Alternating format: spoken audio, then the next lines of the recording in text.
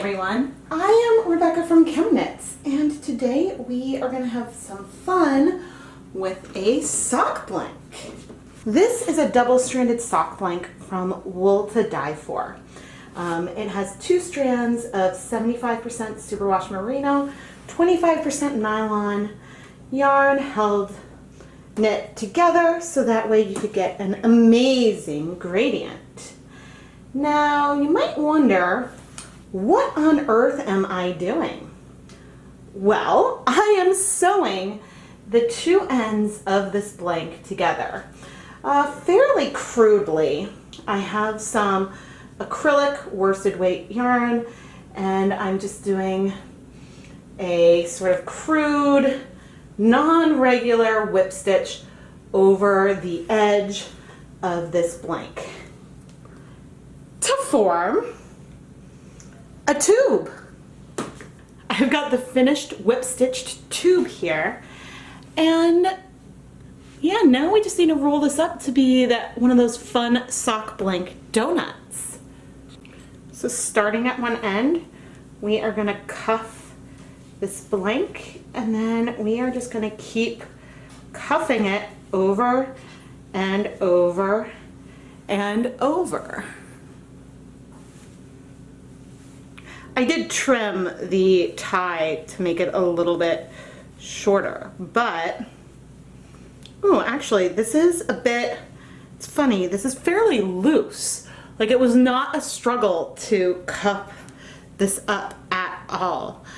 So I wonder what kind of nice color penetration we could get here. I'm not sure if a lot more color will leak in through where I stitched it together, but certainly it's way more of a tube than if we were to just roll this up without it connected, because some of the yarn is more towards the center than not. Here we have a warm dye bath that probably has between 12 and 14 cups of water, but there is no vinegar in it yet, which is a good thing because we are about to add a lot of leftover Wilton violet food coloring.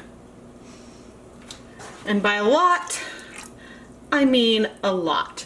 Now, I doubt that there's even like a full, say, half teaspoon. There could be.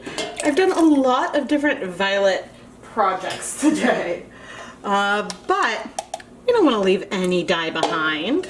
All right, this is warm, not completely hot, and let's just add our donut and let it sink in. And by sink in, I'm going to give it a little bit of a hand. Oh good, we do have enough water in here that it is sort of completely covered. I am going to, I think I'm going to let this go for about 10 minutes and then we'll start adding some acid.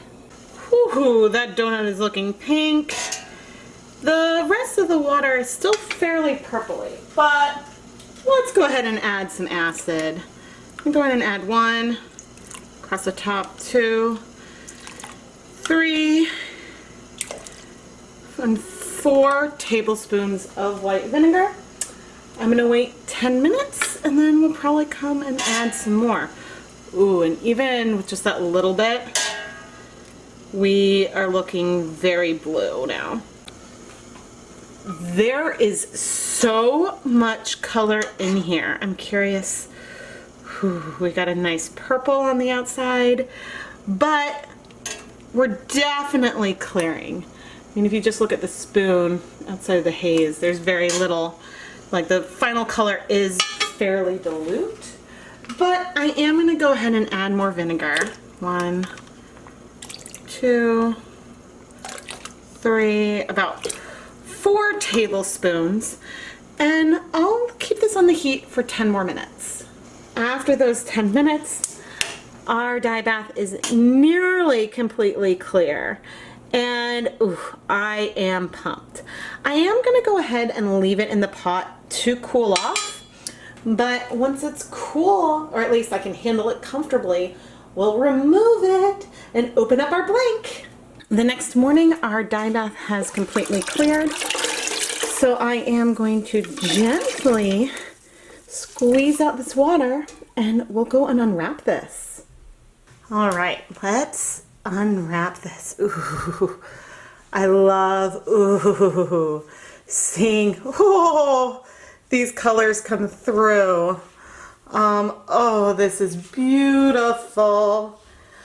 Oh, so we've got, I think at one end, some really deep purples. Let me make sure you can see it. And then at the other, we still have pink, a little bit of pink all the way through, but we definitely have some blue in there. Oh, this is so pretty. And let's just flip it over. Yeah, the other side looks about the same. For this next moment of truth, I want to remove our whip stitch. So I am really just going to clip it in places and then I can just pull it straight out. I'm not seeing a ton of resist from the stitches with this acrylic yarn, and that makes me really, really happy.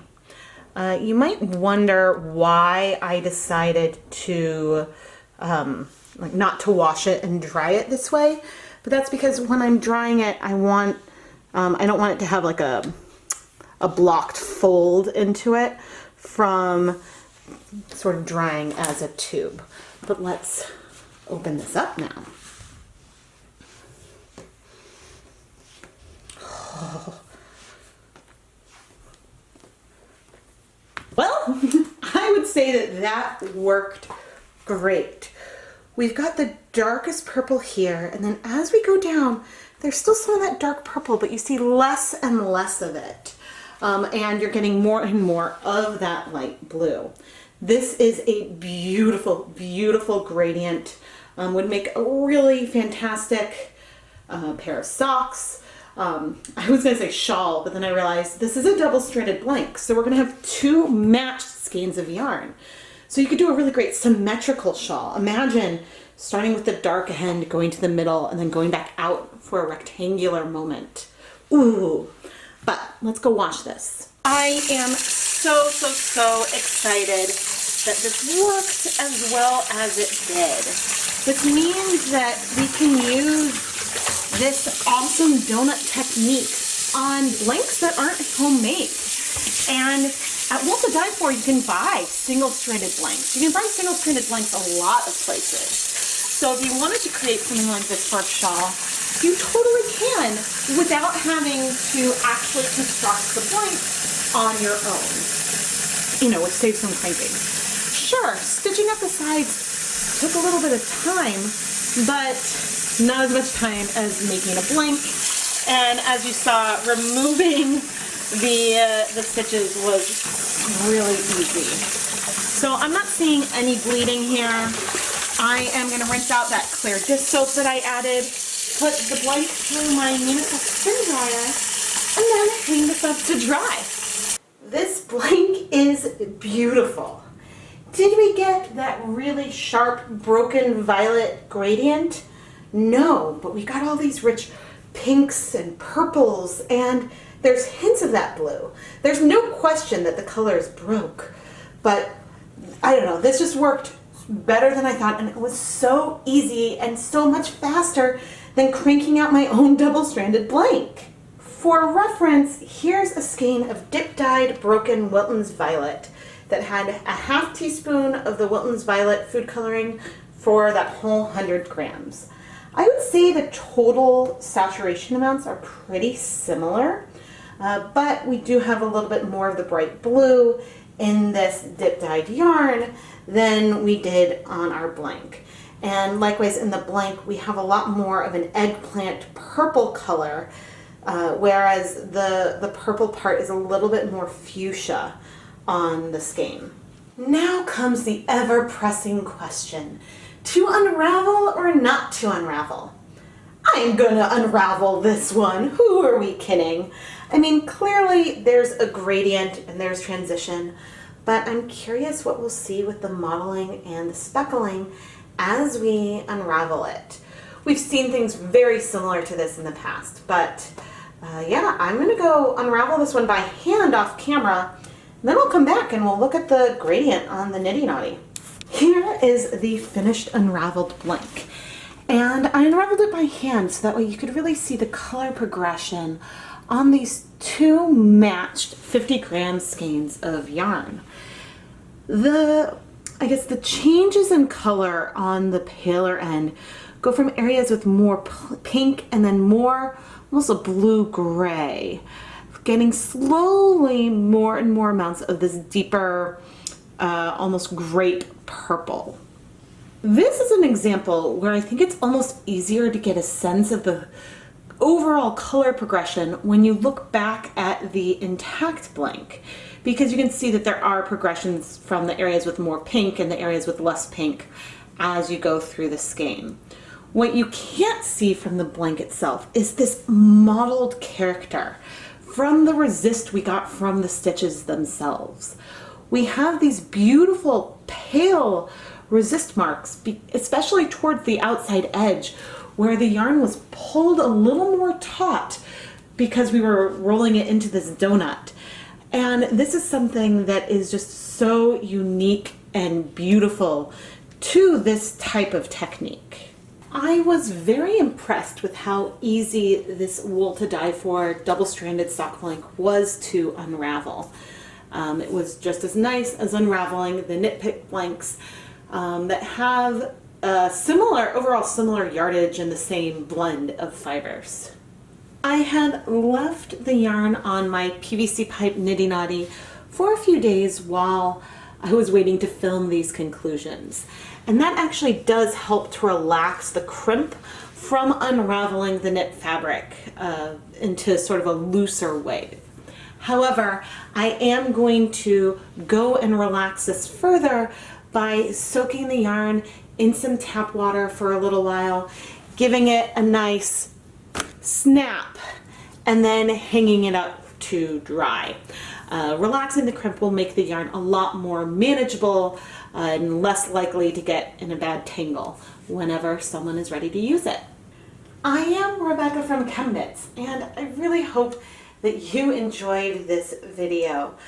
I am so happy that it worked to whip stitch the ends of a flat blank together so we could go and roll it into the donut to get these really amazing gradients. This makes the technique more accessible to more people who don't want to or have the ability to crank their own blanks at home. If you love this yarn, head over to the ChemKnits Creations Etsy shop. While I can't guarantee that this particular skein is still in the shop, there are over 100 skeins of hand-dyed yarn, including multiple matched 50-gram sets like this from unraveled blanks that I have done in past and upcoming videos. You should really go check it out. Don't forget to subscribe to the ChemKnits Tutorials YouTube channel, like this video, leave a comment, and turn on notifications by tapping that bell icon that you can find somewhere on the screen. I release new videos twice a week, at least twice a week on Tuesday and Friday mornings, and then lots of other times as well. And you don't want to miss any of the fun. Thank you so much for watching, everyone.